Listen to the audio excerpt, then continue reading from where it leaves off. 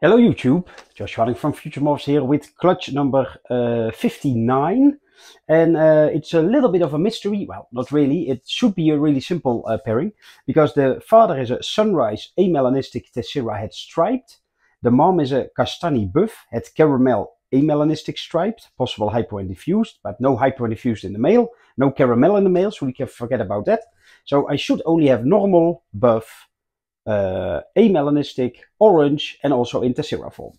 And that is, oh, and in striped as well. So still a nice combination, but I will show you the babies. In a previous video, I talked about that some people, especially in America, think that Sunrise and Kastanie sort of combine together, almost like Ultra and Amel, they make an Ultra Mel, because both morphs basically get more red with age. And although I still don't totally agree, I also don't totally disagree anymore. So let's go have a look. Well, to start off with, I am not 100% sure what all these babies will be, so you will see a lot of question marks like here and here. But anyway, let's just start with what I think is just a normal. The reason I say I think it's just normal, it could also be a buff. Because buff is dominant, so no matter the pairing, 50% of the babies could be buff. But this is a female number 1, female number 2 that is doing a strange jacuzzi dip or something.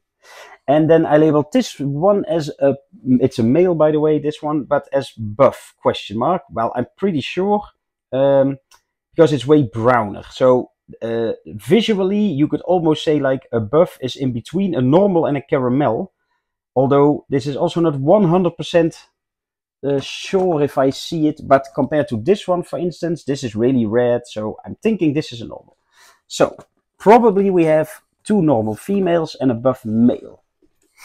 Then we will go to some Tesseras. This is a Tessera male number 1. And well, keep in mind this is a Tessera, but he is possible buff and he is definitely head for amelanistic, Sunrise, and Kastanie, of course. But they are pretty dark, yeah, dark red almost, but in the neck at least. But especially when we come to the amelanistic ones, then keep checking for that, because then is where it gets really interesting. This I think is Tessera male number 2. Then we have a female Tessera that has a little browner head as well, but look at the red, so I don't think it's a buff. Then we go to the ones that could be buff, but again, I'm not 100% sure on all of these. Oh, don't be mad. So this is a male Tessera possible buff, male number 1, then male number 2. But well, if I see it like this, I'm not even 100% sure. But again, it's difficult, especially if you see the amelanistic versions. There's also some stripes. Let me check. 2 males that also could be buff, but they are different from each other. But I don't know which is which then, because this is a little, well, how do you, I don't know how you should call it. But well, that's male number 1, and this is male number 2. So this one has more orange in the neck. So compared to this one, but they both look different from each other, but they don't both don't look like buff, if you ask me. So I will just call them striped, male number 1, male number 2, and we have 1 Tessera striped before we go to the amelanistics. So definitely Tessera striped, maybe buff, with some cool heads, of course. Well, then we go to the amelanistic versions. And this one I labeled, this is basically the only one I labeled as amelanistic question mark. But it's already pretty orange. But not as orange as some others, because, for instance, this one is way brighter.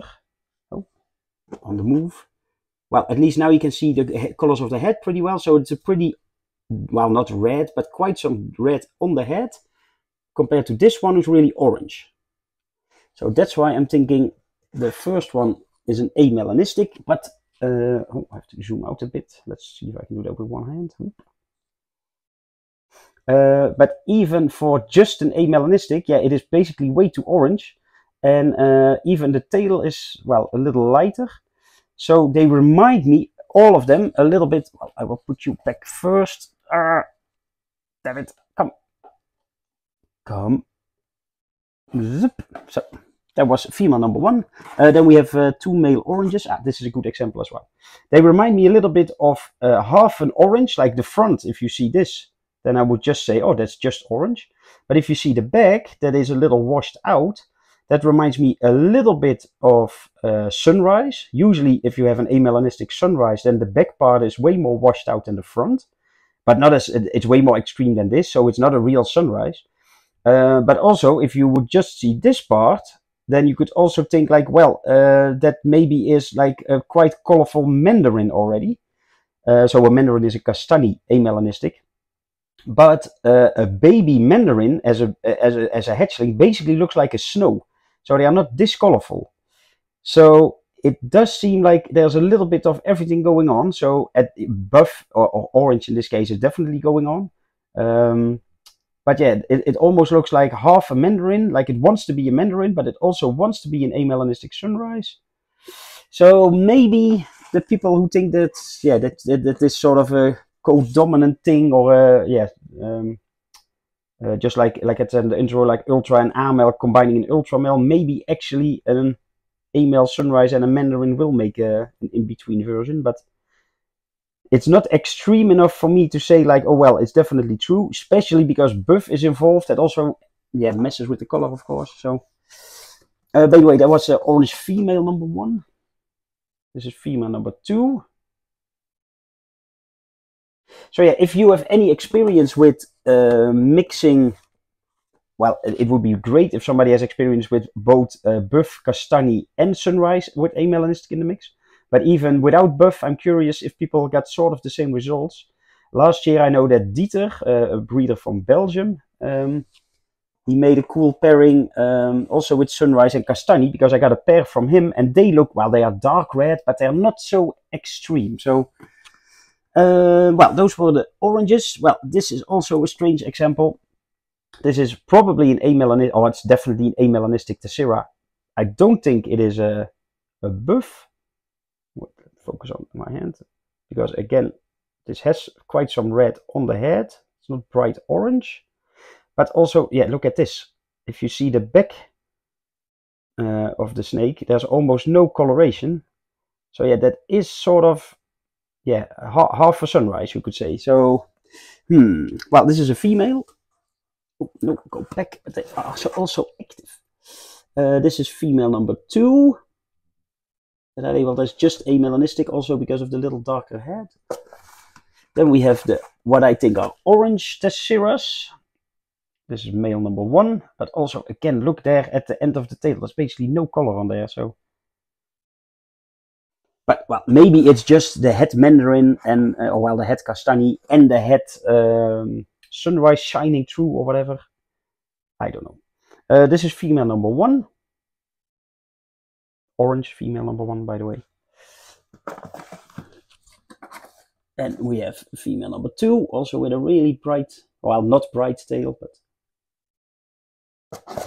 Then we have last 2 times probably orange striped. Both males, by the way.